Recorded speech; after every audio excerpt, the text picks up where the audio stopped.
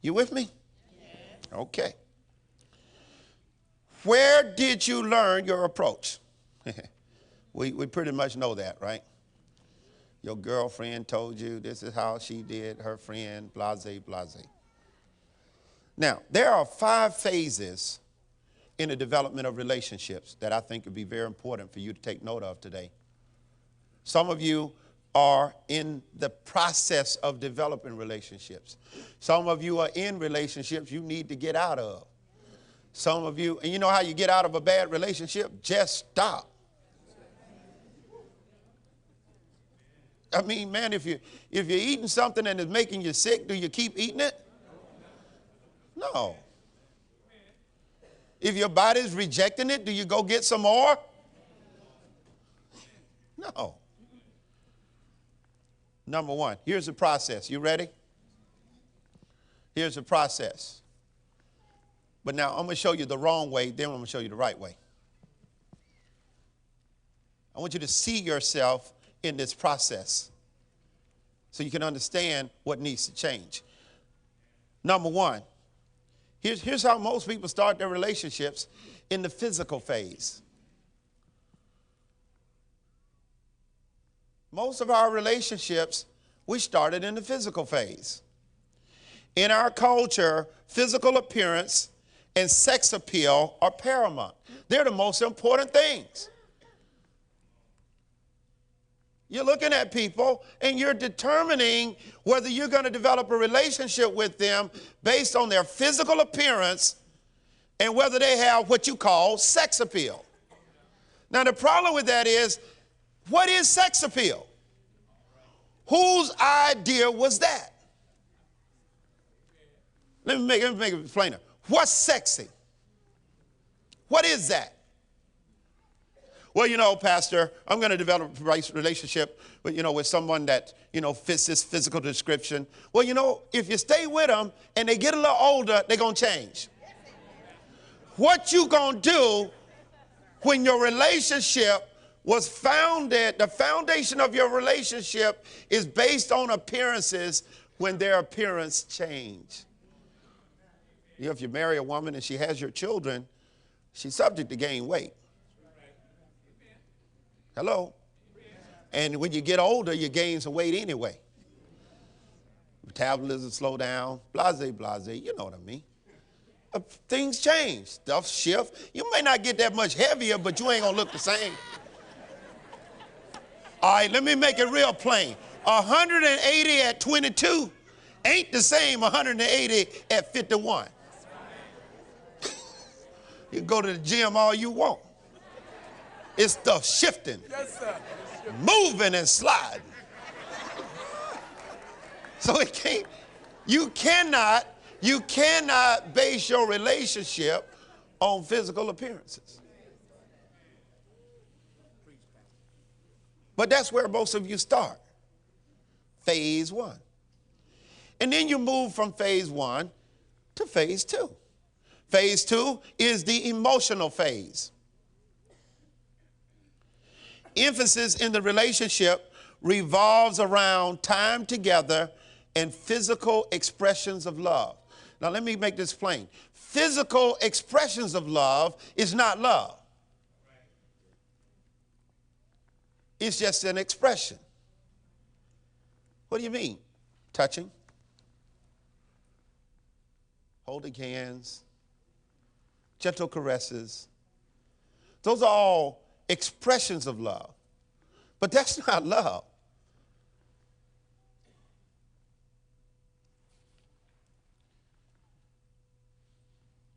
They are enjoying the emotion too much to talk about the relationship or where it is going.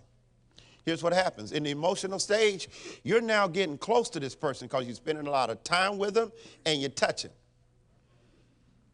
So you're developing an emotional attachment to the person and you don't even know them yet.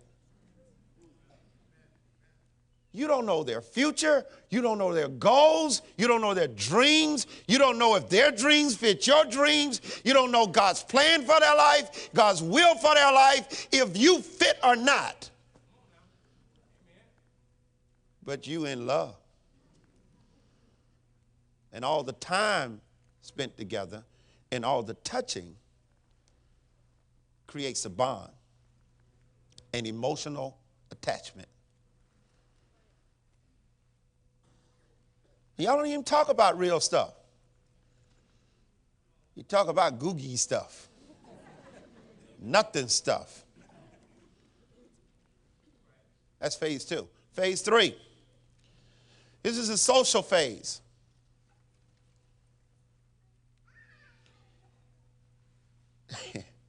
They meet each other's families and close friends. This is when you start introducing them to people. Well, this is my boyfriend, this is my girlfriend, this is my friend, whatever you say. And now at this point, the reason why you're doing that is, you want to see how things shake out. You really want to gain their approval, right? That's why you're introducing them.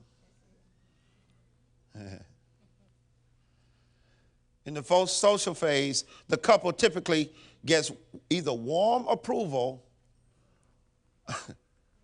or you get harsh warnings.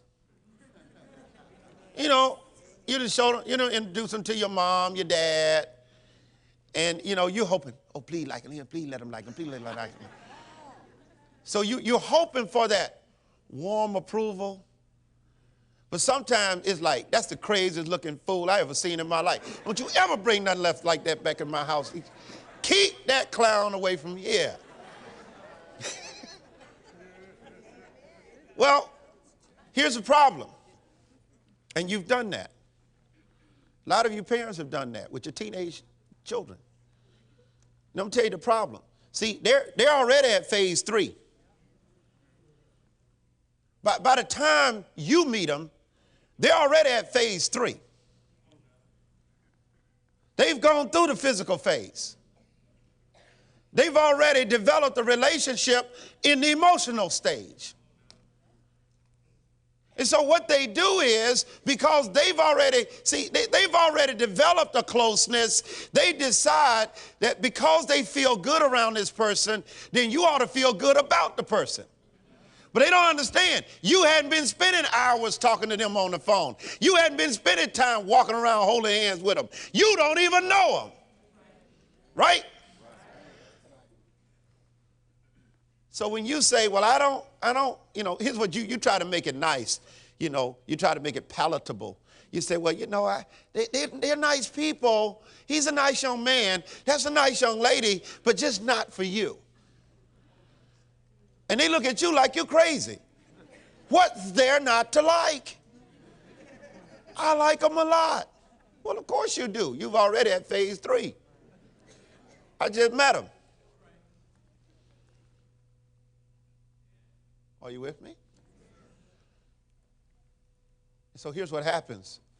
In the social phase, because they've already overcommitted in the physical phase and overcommitted in the emotional phase, in the social phase, if you say you don't like them, they eliminate you.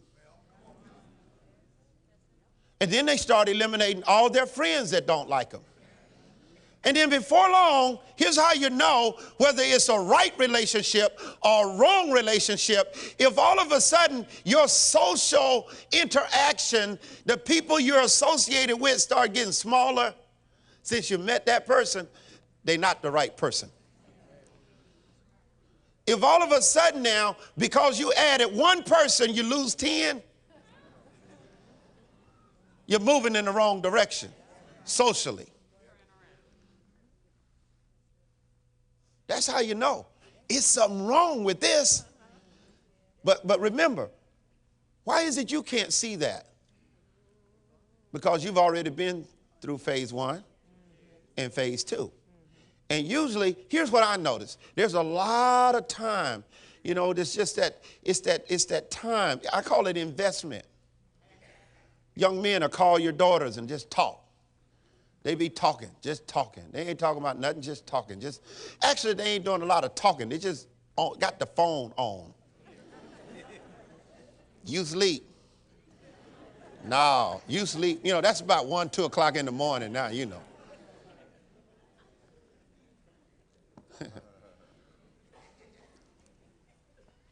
That's the social phase. You know this person's not right for you, not the right person, or it's not the right time. When the closer you get, the smaller your circle gets. Remember, when we start talking about love, God created us as social beings. We love interaction with other people. When you are connected with someone that don't like to be connected with other people, is something wrong with them. And after a while, what's wrong with them going to become happening to you. Number 4. Here's the 4th phase. It's called a psychological phase.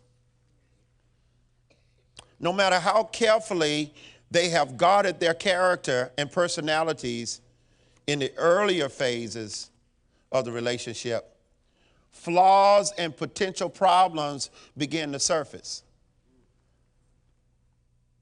One or both partners begin to long for a sense of permanence and exclusivity in the relationship.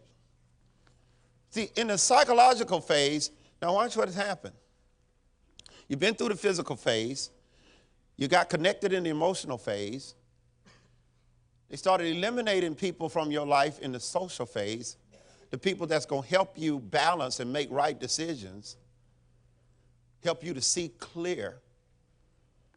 So now in the psychological phase starts manipulation.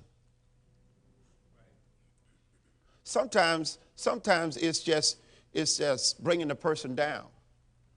See, if I fear that you're about to leave me and I'm insecure, I got to deal with that. And the way to deal with that is make you feel like I'm the only person that wants you. Nobody else wants you. Now, how am I going to make you feel that way? Well, in the psychological phase, it starts with abuse, either physical abuse or verbal abuse. To the point where you feel like nobody else wants you. So now you're going to stay and try to make it work. Are you listening to me?